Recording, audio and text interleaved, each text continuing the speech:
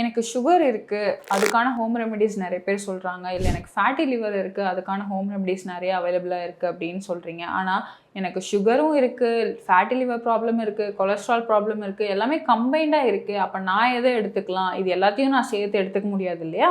அப்ப நான் என்ன எடுத்துக்கலாம்? அதுக்கு ஏதாச்சும் ரெமிடீஸ் இருக்கு அப்படின்னு தேடுற பெர்சனா இருந்தீங்கன்னா, இந்த வீடியோவ ஸ்கிப் பண்ணாம பாருங்க.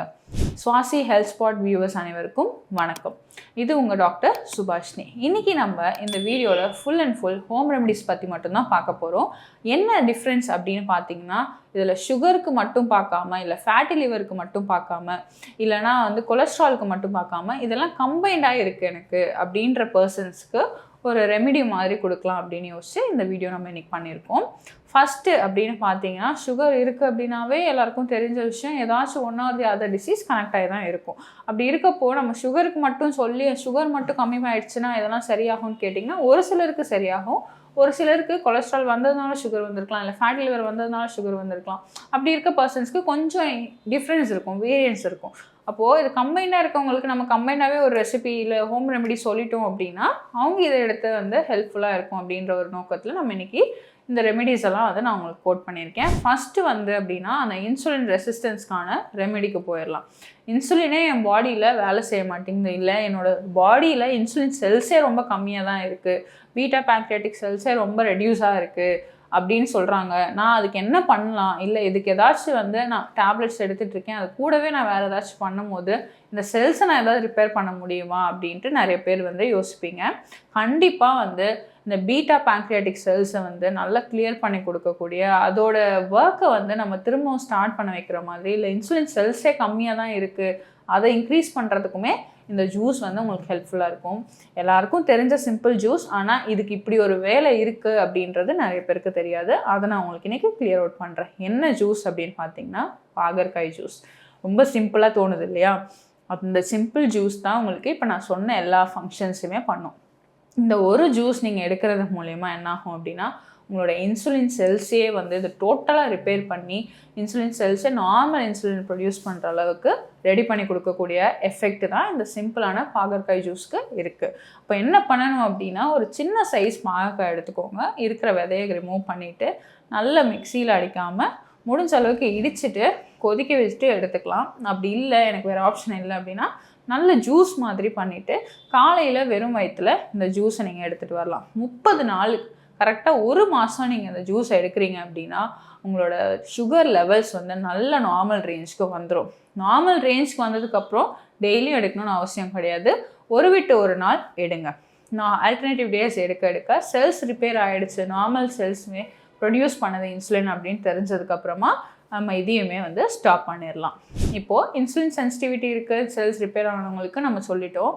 அடுத்து எனக்கு ஃபேட்டி லிவர் கூட அந்த சுகருமே சேர்ந்து இருக்குது அப்படின்றவங்களுக்கு ரொம்ப இம்பார்ட்டண்ட்டான விஷயம் என்ன அப்படின்னா, கருவேப்பிலையும் கீழநெல்லியும் இது ரெண்டையும் சேர்த்து எடுக்கிறீங்க அப்படின்னா ஃபேட்டி லிவரையும் கம்மி பண்ணலாம், அதே சமயம் உங்களுக்கு சுகருமே சரி பண்ணி கொடுக்கும். அட் த சேம் டைம் உங்களுக்கு ஜீரண மண்டலம் ஃபுல்லாகவே கிளியர் அவுட் ஆகிடும். இது என்ன அப்படின்னா, கருவேப்பிலை உங்களோட ஜீரண மண்டலத்தில் ஃபுல் இருக்க டாக்ஸின்ஸ் எல்லாத்தையும் ரிமூவ் பண்ணி கொடுக்கறது மூலயமா சுகர் லெவல்ஸை மெயின்டைன் பண்ணுறதுக்கு ஹெல்ப்ஃபுல்லாக இருக்கும். அதாவது சுகர் லெவல்ஸ் ஒரு நாள் எனக்கு அதிகமாகுது, ஒரு நாள் எனக்கு கம்மியாகுது அப்படின்ட்டு நிறைய பேர் இருப்பீங்க இல்லையா? ஸோ அந்த மாதிரி பர்சன்ஸ்க்கு ப்ராப்ளம் எங்கே இருக்கும் அப்படின்னா, மெயினாக அந்த ஜீரண மண்டலத்தில் இருக்கிறதுக்கான நிறைய சான்ஸ் இருக்குது. அப்போது அந்த ஜீரண மண்டலத்தில் சரி பண்ணால் மட்டும்தான் உங்களுக்கு அந்த இம்பேலன்ஸை நம்ம கிளியர் பண்ண முடியும். ஸோ கருவேப்பிலை ஜூஸை நீங்கள் நான் சொன்ன மாதிரி ஃபுல் அண்ட் ஃபுல், அதாவது ஒரு கைப்பிடி அளவு இல்லைனா ஒரு 20லேருந்து 25 கருவேப்பிலை இலைகளை எடுத்துக்கிட்டு நல்லா கழுகிட்டு அதை ஜூஸ் மாதிரி அடிச்சுட்டு அதில் கூடவே கொஞ்சோண்டு மிளகு பொடி இல்லைனா 2 மிளகு இடித்தது இல்லைனா 2 சொட்டு எலுமிச்சம்பழம் விட்டுட்டு காலையில் வெறும் வயிற்றில் குடிச்சிட்டு வந்தீங்க அப்படின்னா, உங்களோட ஜீரண மண்டலத்தை ஃபுல்லாத்தையும் கிளியர் அவுட் பண்ணிவிட்டு அது உங்களுக்கு ஒரு சப்போர்ட்டிவாக ஆக்ட் பண்ணும். அது கூடவே நீங்கள் கருவேப்பிலை ஜூஸ் எனக்கு எடுக்க பிடிக்கல அப்படின்னு சொல்கிற பர்சனாக இருந்தீங்க, இல்லை குடித்தா ஒரு மாதிரி வாமிட்டிங் சென்சேஷனாக இருக்குது, என்னால் ஏற்றுக்க முடியல அப்படின்னீங்கன்னா கருவேப்பிலை டீயாக மாற்றிக்கோங்க. இல்லைனா கருவேப்பிலையை நல்லா வறுத்துட்டு பொடி பண்ணிவிட்டு அதை சாதத்து கூடயும் சேர்த்தே நீங்கள் சாப்பிடலாம். அது கூட கொஞ்சம் நெய் விட்டு சாப்பிடும் போதும் உங்களோட ஜீரண மண்டலம் நல்லாவே வேலை செய்ய ஆரம்பிச்சிடும். சுகர் கம்மி பண்ணுறதுக்கு அதுவுமே ஹெல்ப்ஃபுல்லாக இருக்கும். நான் அடுத்து சொன்ன மாதிரி கீழநெல்லி என்ன பண்ணணும் அப்படின்னா, நல்லா வந்து ஒரு செடி கிடைக்கிது அப்படின்னா செடியாகவே எடுத்துக்கோங்க. செடி இந்த அளவுக்கு இருக்கணும், இந்த சைஸ் அளவுக்கு செடியை எடுத்துக்கிட்டு அதோட இருக்க லீஃபு, ஸ்டெம், ரூட் அதாச்சும் அந்த முழு செடியுமே நீங்கள் என்ன பண்ணணும் அப்படின்னா நல்ல மையை அரைச்சிக்கணும். அரைச்சிக்கிட்டு நல்லா வந்து வெண்ணெயை சிலுப்பி எடுத்த மோர், அதாவது வெண்ணெயை ரிமூவ் பண்ணிடணும். ரிமூவ் பண்ணல மோரில் 1 கிளாஸ் அளவுக்கு மோர் எடுத்துக்கிட்டு அது கூட ஒரு சிறிய நெல்லிக்காய் சைஸ் அளவு இந்த கீழநெல்லி பேஸ்ட்டை மிக்ஸ் பண்ணிவிட்டு நல்லா கலக்கிட்டு காலையில் வெறும் வயிற்றில் குடிச்சிட்டு வந்தீங்க அப்படின்னா உங்களுக்கு லிவர் வந்து டோட்டலாக வந்து புதுசாக மாறிடும். இதை நீங்கள் வந்து 48 டேஸ் வரைக்கும் பண்ணுற மாதிரி இருக்கும். 48 டேஸ் தொடர்ந்து நீங்கள் இந்த கீழநெல்லி ஜூஸை குடிச்சிட்டு வந்தீங்க அப்படின்னா உங்களோட லிவர் வந்து ஃபுல் அண்ட் ஃபுல் வந்து பழைய மாதிரி அதாச்சும் ஹெல்த்தி ஸ்டேட்டுக்கு வந்துடுறதையும் நீங்கள் பார்க்கலாம். ஃபேட்டி லிவரும் சரியாயிடும், ஜீரண மண்டலமும் சரியாயிடும், சேம் டைம் உங்களுக்கு சுகருமே கம்மியாகிறத நீங்கள் பார்க்கலாம். மண்ணீரல் வீக்காக இருக்குது, எனர்ஜி வந்து ரொம்ப டவுனாக இருக்கீங்க, எப்பயுமே சோர்வாக இருக்கீங்க அப்படின்ற பர்சன்ஸ் வந்து இந்த ஒரு ஜூஸ் மட்டும் எடுத்துக்கிட்டிங்க அப்படின்னா 3 நாளில் வந்து நீங்கள் எனர்ஜெட்டிக்காக மாறுறத நீங்களே கண்கூட பார்க்கலாம். என்ன ஜூஸ் அப்படின்னா இஞ்சி ஜூஸ். இந்த இஞ்சி கூட நீங்கள் என்ன பண்ணணும் அப்படின்னா நெல்லிக்காய் ஓரளவு ஒரு பெரிய நெல்லிக்காய் ஒன்று எடுத்துக்கிட்டு அது கூடவே வந்து ஒரு அரை துண்டு இஞ்சியை வந்து தோல் சீவி நல்லா எடுத்துக்கோங்க. ரெண்டுத்தையுமே வந்து நல்லா இடித்து பேஸ்ட் மாதிரி ஆக்கிக்கோங்க. பேஸ்ட் மாதிரி ஆக்கிட்டு ஒரு 1/4 டம்ளர் தண்ணி இல்லைனா ஒரு 50லேருந்து ஒரு 75 ml வரைக்கும் தண்ணி எடுத்துக்கிட்டு கொதிக்க வச்சு ஆறின தண்ணியாக இருக்கலாம், வெதுவெதுப்பான தண்ணியாக இருக்கலாம், எது வேணா இருக்கலாம். அந்த தண்ணி எடுத்துக்கிட்டு அது கூட இந்த பேஸ்ட்டை நல்லா மிக்ஸ் பண்ணி விட்டுருங்க. மிக்ஸ் பண்ணிவிட்டு 10லேருந்து ஒரு 15 நாள் வரைக்கும் நீங்கள் இந்த இதை குடிச்சிட்டு வாங்க. அது ஒரு ஷார்ட்டுன்னு சொல்லுவோம் இல்லையா, நம்ம ஒரு 50 ml வரைக்கும் குடிக்கலாம். ஒரு 50 mlலேருந்து ஒரு 75 ml வரைக்கும் நீங்கள் குடிச்சிட்டு வரீங்க அப்படின்னா உங்களுக்கு வந்து அந்த 3 நாளில் ஒரு டயர்டாக எப்பயுமே நான் சோர்வாக இருக்கேன், டல்லாகவே இருக்கேன் அப்படின்ற பர்சன்ஸ்னால் 3 நாளில் இப்படி பிரிஸ்காக ஒரு எனர்ஜெட்டிக்காக மாறி ஃப்ரீ ஆகிடுவீங்க.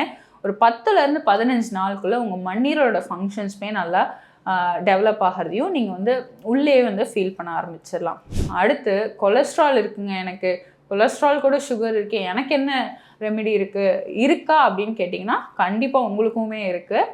நீங்கள் என்ன பண்ணணும் அப்படின்னா நல்லா வேப்பிலையை வந்து நிழலில் உலர்த்தி காய வச்சு பொடியாக்கிக்கோங்க. இல்லை வேப்பிலை பொடி நேராகவே வந்து உங்களுக்கு வந்து மருந்து கடையில் கிடைக்கும், நாட்டு மருந்து கடைகளில் அந்த மாதிரி கிடைக்கிறதுனாலும் பிரச்சனை கிடையாது. வேப்பிலை பொடி வாங்கிக்கோங்க.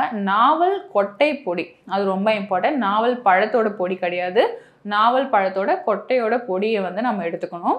அதுவும் கருவேப்பிலை பொடி, இந்த 3 பொடியுமே சம அளவில், அதாச்சும் 1/2 ஸ்பூன் வேப்பிலை பொடி, 1/2 ஸ்பூன் நாவல் கொட்டையோட பொடி, 1/2 ஸ்பூன் கருவேப்பிலை பொடி, இந்த 3த்தையும் எடுத்துக்கிட்டு இதை வந்து நீங்கள் என்ன பண்ணலாம் அப்படின்னா 1 டம்ளர் தண்ணியில் வந்து அப்படியே மிக்ஸ் பண்ணியும் நீங்கள் காலையில் வெறும் வயிற்றில் எடுத்துக்கலாம். இல்லை 1.5 டம்ளர் அளவுக்கு தண்ணியை வச்சுட்டு அதில் இந்த 1/2 ஸ்பூன் எடுத்ததை போட்டு மிக்ஸ் பண்ணி கொதிக்க விட்டு ஒரு டம்ளர் சொன்னதுக்கப்புறமும் நீங்கள் எடுத்துக்கலாம். இந்த மாதிரி எடுத்துகிட்டு வரப்போ என்ன ஆகும் அப்படின்னா உங்களுக்கு வந்து இன்சுலினோட ரெஸ்பான்ஸ் வந்து இன்க்ரீஸ் ஆகிறது இல்லாமல் உங்களுக்கு அந்த கொலஸ்ட்ரால், அதாச்சும் எங்கே வந்து உங்களுக்கு ரத்த நாளங்களில் கொழுப்பு சேர்ந்துருந்தா இல்லை உடம்புலையுமே கொழுப்பு சேர்ந்துருக்கு அப்படின்னாலுமே அதை வந்து உங்களுக்கு நல்லா வந்து டிஃப்ரென்ஸ் பண்ணி கொடுக்கும். ஸோ இதை நீங்கள் ஃபாலோ பண்ணிங்க அப்படின்னா சுகர் அண்ட் கொலஸ்ட்ரால் ரெண்டுத்தையும் அட் அ டைமில் கண்ட்ரோல் பண்ணலாம்.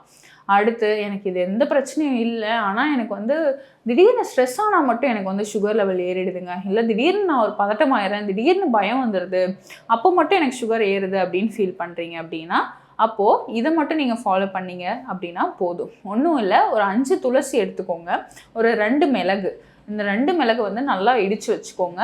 5 துளசியை நல்லா கழுகி வச்சுக்கோங்க. ஒரு டம்ளர் தண்ணியில் 5 துளசி இலையும் 2 மிளகையும் சேர்த்து கொதிக்க விட்டும் குடிக்கலாம். இல்லை கொதிக்க வச்ச நீரில், அதாவது 1 டம்ளர் தண்ணியில் நீங்கள் என்ன பண்ணலாம், இந்த இலைகளை போட்டுட்டு அந்த மிளகையும் போட்டு ஒரு 5 நிமிஷம் மூடி வச்சுட்டு வடிகட்டியும் குடிக்கலாம். இல்லை அது கூட சேர்த்து மென்னுமே சாப்பிடலாம். இந்த மாதிரி பண்ணிட்டு வரும்போது என்ன ஆகும் அப்படின்னா அந்த பதட்டத்தினால ஏறுற சுகர் லெவல்ஸையோ இல்லை வந்து திடீர்னு எனக்கு வந்து ஒரு ஸ்ட்ரெஸ் ஆகிடுது அதனால் சுகர் ஏறிடுது அப்படின்றீங்கன்னா அது கம்மியாயிடும்.